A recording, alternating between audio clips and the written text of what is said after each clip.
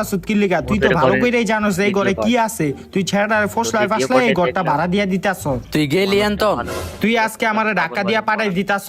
তোর লইগা এই পোলাটাই মরবো। তুই এটার লইগা দায়ী থাকবি। তুই এটার লইগা দায়ী থাকবি। তুই দায়ী থাকবি এটার লইগা।